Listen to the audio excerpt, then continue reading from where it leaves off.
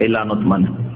দ্বিতীয় হাদিস শোনা ইবনে মাজাহ রয়েছে, উকবা বিন আমির রাদিয়াল্লাহু তাআলা আনহু বর্ণনা করেছেন, আন্নান নবী সাল্লাল্লাহু আলাইহি ওয়াসাল্লাম قال, নবী কারীম সাল্লাল্লাহু আলাইহি ওয়াসাল্লাম বলেছেন, আলা উখবিরুকুম বিতাইসিল মুস্তার, আলা উখবিরুকুম, তোমাদেরকে বলে দেব নাকি, বিতাইসিল মুস্তার, ধার করা পাঠা সম্পর্কে। আস্তাগফিরুল্লাহ। এই নোংরা কাজ মানুষ করতে পারে? নবী করিম সাল্লাল্লাহু আলাইহি ওয়াসাল্লাম ঘৃণা জানাবার জন্য, পাপ তো আছেই, কিন্তু এত ঘৃণিত কাজ, এত নোংরা কাজ মানুষের অন্তরে ঘৃণা সৃষ্টি করার জন্য নবী করিম সাল্লাল্লাহু আলাইহি ওয়াসাল্লাম এই ভাষাটি প্রয়োগ করেছেন। আত-তাইস মানে পাঠা, আল মুস্তার মানে ধার করা, ধার করা পাঠা।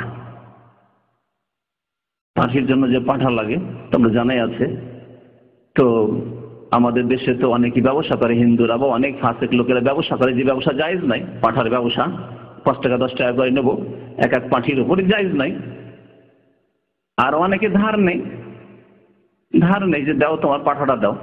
তো এই ব্যক্তি হচ্ছে ধার করা পাঠা, যে একজনের বিবি হারাম হয়ে গেছে 3 তালাকের পরে, এখন ওর জন্য হালাল করে দেবে, হচ্ছে আত-তাইস আল মুস্তার। একে আল্লাহ নবী সাল্লাল্লাহু আলাইহি ওয়াসাল্লাম পাঠা বলেছেন, পশু পাঠা, আর আবার ধার করা পাঠা। পাঠা যে কত ঘৃণিত তা তো বুঝতেই পারছেন, তার যে গন্ধ তা তো জানাই আছে। কালু বালা ইয়া রাসূলুল্লাহ, সাহাবারা বলে ইয়া রাসূলুল্লাহ, অবশ্যই বলে দেন যে ধার করা পাঠা কে। নবী করিম সাল্লাল্লাহু আলাইহি ওয়াসাল্লাম বললেন, হুয়াল মুহাল্লিল, সে হচ্ছে যে হালাল করার উদ্দেশ্য করে। যে অমুকের বিবিটা 3 তালাক দেওয়ার পরে বেচারা খুব মুসিবতে পড়ে গেছে, ছেলে মেয়ে নিয়ে খুব পেরেশানিতে আছে, এখন ফিরিয়ে নিতে চাই, তো হালাল করিবি। এ হচ্ছে আল মুহাল্লিল, যে হালালকারী, সে হচ্ছে ধার করা পাঠা। লান আল্লাহুল মুহাল্লিল ওয়াল মুহাল্লাল লাহু, হালালকারীর উপর আল্লাহর লানত রয়েছে, এবং যার জন্য হালাল করা হবে, উদ্দেশ্য করা হবে, তার উপরও লানত রয়েছে। 2টি হাদিস শুনিয়ে দেওয়ার পরে সাহাবায়ে কেরাম, আইম্মায়ে কেরাম, ফুকাহায়ে কেরাম, অধিকাংশ আলেমদের মত এই হাদিসগুলির আলোকে আপনাদেরকে শোনাই। ফিকহের খুব প্রসিদ্ধ কিতাব রয়েছে, প্রায় 16 খণ্ডের মতো রয়েছে, আল মুগনি, ইমাম ইবনে কুদামা রাহমাতুল্লাহ আলাইহি। তাতে রয়েছে, তিনি বলছেন যে ওয়াজুমলাতুহু, সার কথা হচ্ছে, আন্না নিকাহাল মুহাল্লিলি হারামুন বাতিলুন, হালাল আর নিকাহ, হালাল আর বিয়ে হচ্ছে হারাম এবং বাতিল, বিয়ে হবেই না। হারাম তো আছে, কিন্তু তার সাথে সাথে বাতিল, মানে বিয়ে হবেই না। ফি কওলি আম্মাতি আহলিল ইলমি, সিংহভাগ উলামায়ে কিরাম, মুহাদ্দিসিন, ফুকাহায়ে কিরামের নিকটে, অধিকাংশ আলেম ওলামাদের নিকটে, মিনহুম, তাদের বেশ কিছু আলেম ওলামা, সাহাবায়ে কেরাম, তাবেঈন থেকে শুরু করে সবার কথা উল্লেখ করা হয়নি। পরবর্তীতে উল্লেখ করবেন যে সাহাবায়ে কেরামের ইজমা ছিল এই ক্ষেত্রে, সাহাবায়ে কেরামের কোনো ইখতিলাফ ছিল না যে হালাল আর বিয়ে হচ্ছে হারাম এবং এই বিয়ে হচ্ছে বাতিল, বিয়ে নয় ঠিক আর বিয়ে। তাদের মধ্যে যে সব ওলামায়ে কেরামের কথা তিনি উল্লেখ করেছেন, আল হাসান, হাসান বসরি, তাবেঈ, প্রখ্যাত তাবেঈ, ইব্রাহিম আন-নাখাই, ওয়া কাতাদা, ওয়া মালিক, ইমাম মালিক, 4 ইমামের মধ্যে ইমাম মালিক রাহমাতুল্লাহ আলাইহি, ওয়া লাইস, ইমাম লাইস, ইমাম মালিকদের মতো ইমাম ছিলেন তিনি, ইমাম সৌরি, সুফিয়ান সৌরি, ইমাম আব্দুল্লাহ বিন মুবারক, ইমাম শাফিঈ, ইমাম আহমদ। ওয়াসাওয়ান কাল, বলছে যেইভাবে এই হালাল আর এই ঠিক আর বিয়ে করুক না কেন, যেমন যাওয়াজতুকাহা ইলা আনতাতাহা, বিয়ে দেওয়ার সময় বলছে যে দেখো তোমার সাথে বিয়ে দিচ্ছি, কিন্তু এর সাথে 1 রাত থেকে ফিরিয়ে দিবে, এইভাবে হয়তো বিয়েটা দিচ্ছে। প্রথমখানে তোমার সাথে বিয়ে দিয়ে দিলাম, মেয়ের বাবা, মহিলার বাবা বলছে তোমার সাথে আমার মেয়ের বিয়ে দিয়ে দিলাম, আমার বোনের বিয়ে দিলাম, ওলি বলছে যে একে হালাল করে তুমি দিয়ে দিলে।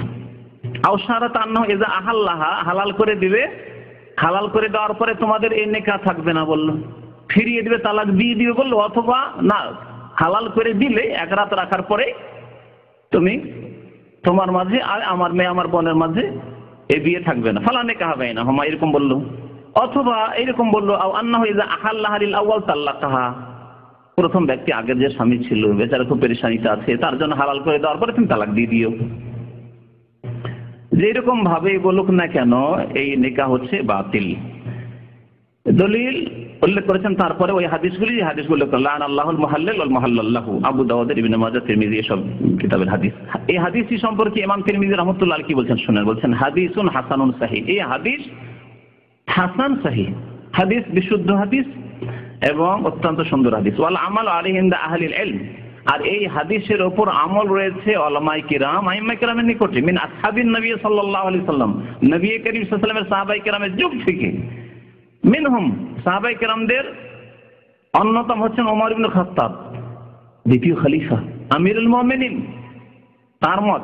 ও উসমান, তৃতীয় খলিফা উসমান রাদিয়াল্লাহু তাআলা আনহু, আবু বকর রাদিয়াল্লাহু তাআলার মত, কিন্তু এখানে তার কথা উল্লেখ করা হয়নি, যেহেতু তার বক্তব্য হয়তো হাদিসের কিতাব আসেনি সেই জন্য, কিন্তু তাদের ঐক্যমত ছিল। ও আব্দুল্লাহ বিন ওমর, প্রখ্যাত সাহাবী, ওয়া হুয়া কাউলুল ফুকাহা মিনাত তাবেঈন, তাবেঈনদের মধ্যে যেসব ফুকাহায়ে কেরাম ছিলেন সবার মত। ওয়া রুবিয়া যালিকা আন আলী, চতুর্থ খলিফা আলী রাদিয়াল্লাহু তাআলা আনহু থেকে এই রিওয়ায়াত বর্ণিত রয়েছে যে হালাল আর বিয়ে ঠিক, আর বিয়ে হারাম এবং বাতিল। ইবনে মাসউদ, আব্দুল্লাহ বিন মাসউদ থেকে, আব্দুল্লাহ বিন মাসউদের নাম আমাদের দেশের মাযহাবপন্থীরা খুব উল্লেখ করে, নিজে যখন সুযোগ সুবিধা রফায়দানের কথা যখন আসে না মনসুখ হয়ে গেছে। কারণ আব্দুল্লাহ বিন মাসউদ রাদিয়াল্লাহু তাআলা একটি হাদিস বর্ণনা করেছেন, আবু দাউদে আছে, যে আল্লাহর নবী সাল্লাল্লাহু আলাইহি ওয়াসাল্লাম একবার রফুল ইয়াদান করলেন নামাজে। এই তো দেখো আব্দুল্লাহ বিন মাসউদ রফুল ইয়াদানের ক্ষেত্রে আব্দুল্লাহ বিন মাসউদের হাদিস বয়ান করলেন, অথচ ইমাম আবু দাউদ স্বয়ং নিজে বলছেন যে হাযাল হাদিস লা ইয়াসিহু, বর্ণনা করে স্বয়ং নিজে ইমাম সাহেব বলছেন এই হাদিসের সনদ সূত্র সহিহ নয়, তারপর নিচ্ছেন না, বলি ইবনে মাসউদ বর্ণনা করেছেন। ঠিক আছে, আর বহু হাদিস রয়েছে রফুল ইয়াদানের, তাও করেন, আর 10 বার রফুল ইয়াদান করে একবার যদি নাও করেন অসুবিধা নেই। আর সেই ইবনে মাসউদ রাদিয়াল্লাহু তাআলা যখন বলছেন যে হালাল আর লানতের কাজ, হারাম কাজ, আর এই নিকাহ বাতিল, তখন কোনো ভ্রুক্ষেপ নেই।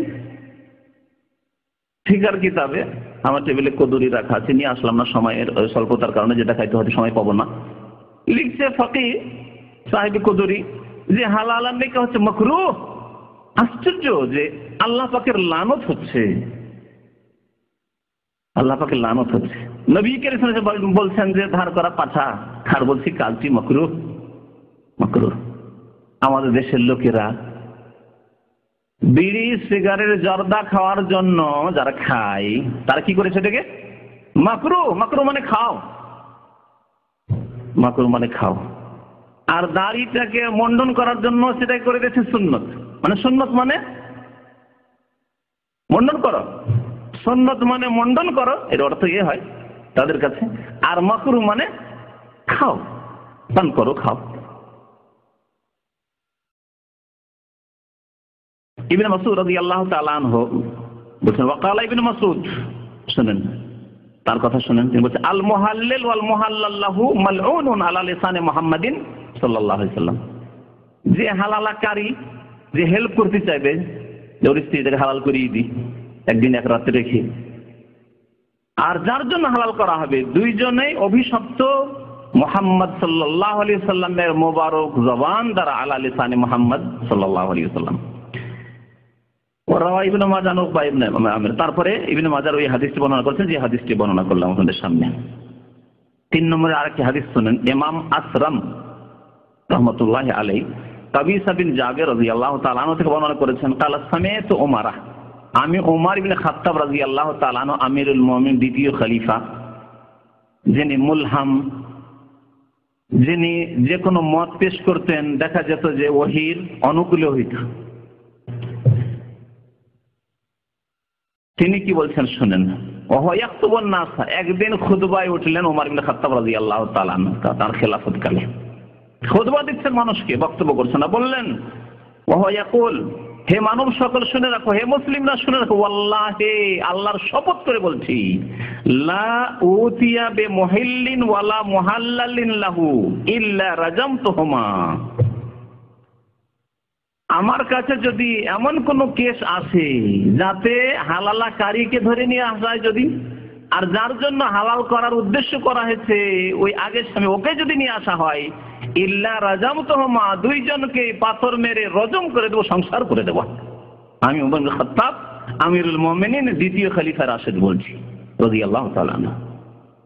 শুনলেন তাহলে শরীয়তের বিধান, রাসূলুল্লাহ সাল্লাল্লাহু আলাইহি ওয়াসাল্লামের বাণী শুনলেন, ইবনে মাসউদ রাদিয়াল্লাহু তাআলা আনহুর বাণী শুনলেন, ওমর ইবনে খাত্তাব রাদিয়াল্লাহু তাআলা আনহুর বক্তব্য খুতবা শুনলেন। এই বিবাহ হারাম কেন, অথচ বিবাহতে ইজাব কবুল আছে।